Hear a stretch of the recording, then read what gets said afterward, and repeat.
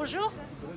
Merci beaucoup, infiniment, d'être venu ici là, pour soutenir notre collègue Nicolas, qui donc est convoqué ce matin au bureau du procureur. Alors, je vais essayer de résumer quand même un peu la situation pour qu'on se rappelle un peu de ce qui nous amène ici, comment ça s'est enchaîné. En fait, rappelez-vous, lors de la première vague du Covid, la direction des soins de l'époque avait pondu une note complètement hallucinante qui nous demandait de sécher nos masques, faire sécher nos masques et de les réutiliser, et puis qui demandait à ce que les patients ne soient pas équipés de masques au prétexte qu'ils risquaient de disséminer l'épidémie. Alors évidemment, cette note, elle avait été partagée sur les réseaux, elle avait été abondamment commentée.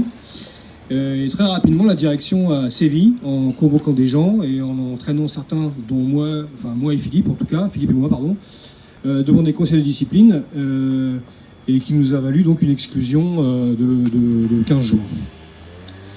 Alors on a cru que ça allait en rester là, en tout cas du côté de la direction. Nous, de notre côté, on n'en restera pas là. Nous, on conteste cette décision d'exclusion auprès du tribunal administratif.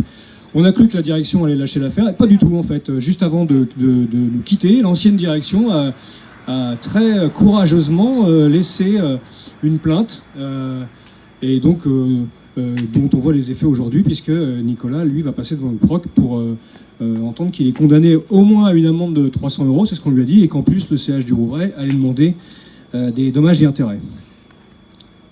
Alors, bon, nous on est vraiment en colère. En fait, ce qu'on n'arrive pas à comprendre, c'est pourquoi est-ce que nous on finit exclus de l'hôpital, ou pourquoi est-ce que nous on est convoqués chez le procureur, alors que la direction, elle n'est pas du tout convoquée chez le procureur pour avoir mis les agents en danger lors du Covid ou pour avoir discriminé les patients.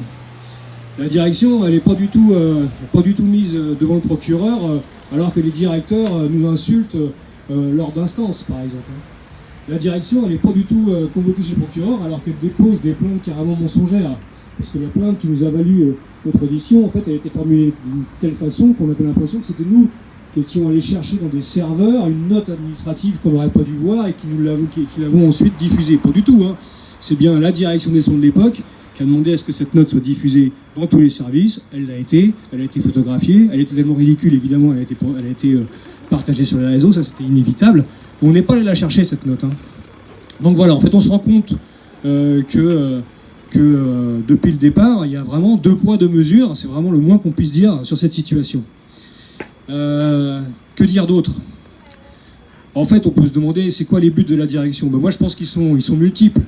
La première chose, c'est d'essayer de museler les gens qui l'ouvrent, qui la ramènent, parce que c'est ça qui se passe, hein. Depuis des années, ici, on se bat contre la destruction du service public, contre la réduction du nombre de lits, contre la réduction de la masse salariale. On se bat contre ça, on se bat contre le fait que la direction traite par-dessus la jambe toutes les expositions aux risques psychosociaux. Voilà, on se bat contre ça, ça les emmerde. Donc le meilleur moyen, c'est de nous faire taire.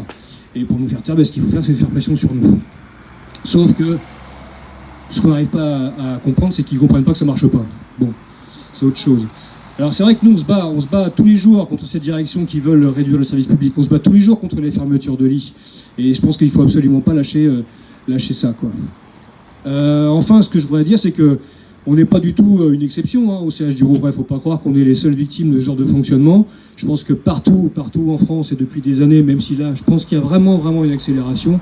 J'en parlais avec d'autres collègues dans d'autres administrations, à l'Éducation nationale, à la Poste et compagnie. Enfin, il y a des gens qui sont en conflit comme ça depuis longtemps avec leur direction, avec leur patron. C'est vrai qu'en ce moment, quand même, j'ai l'impression qu'il y a vraiment un truc qui est un peu nouveau. C'est ce qu'on appelle entre nous la criminalisation de l'action syndicale ou contestataire. Voilà, en fait, c'est vrai que le meilleur moyen pour faire peur aux gens, c'est de traîner dans les tribunaux ou devant les flics. Voilà. Bon.